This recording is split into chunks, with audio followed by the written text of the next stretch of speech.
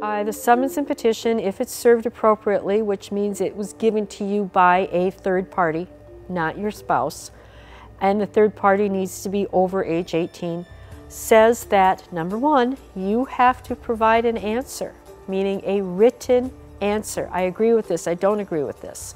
To the person, or excuse me, the attorney that had you served, or if it was pro se, to the other person.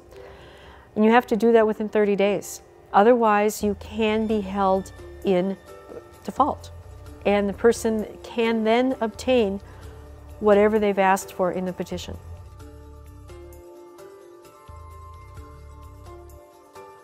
The attorney knows what to ask for. The attorney also knows what the magic language is in divorce law. And there is magic language. There are certain things that, by the words that are used, either give you rights or take rights away. And you're not going to know that. I tell my clients that I can go to the store and buy a book that tells me how to change the oil in my car. I can read, so I can certainly read a book that says do A, do B, do C. The problem with divorce law is sometimes A doesn't really mean what you think it means. And there's been case law or a long line of cases that say A really means B. And that's why you want an attorney to help you with this.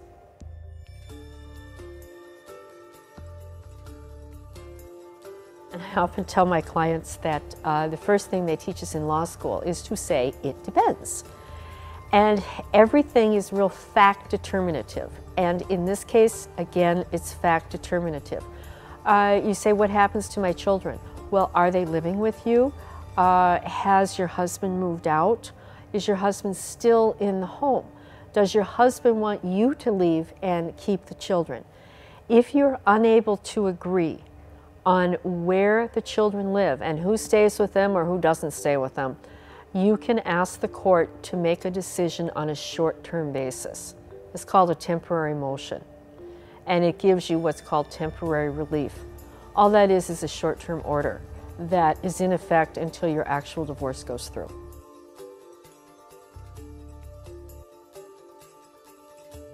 Oh yes, absolutely. And then you go to trial. And then you ask the court to grant you the divorce. And basically the standard for the granting of a divorce is you stand up and say the marriage has been irretrievably broken. And once you've sworn to that under oath, the court will then grant your divorce.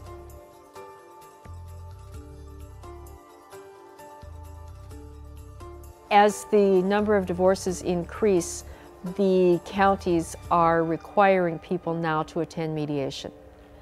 And what they do is they go to a mediator.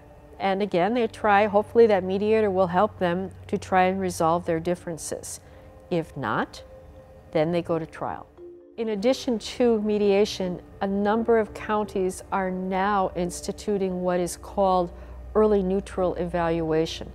And what that is the parties bring whatever it is they are disputing, their dispute, their argument, to a person such as me, or anybody else that's had training in early neutral evaluation. And we give the parties our opinion as to what we think the trial court will do.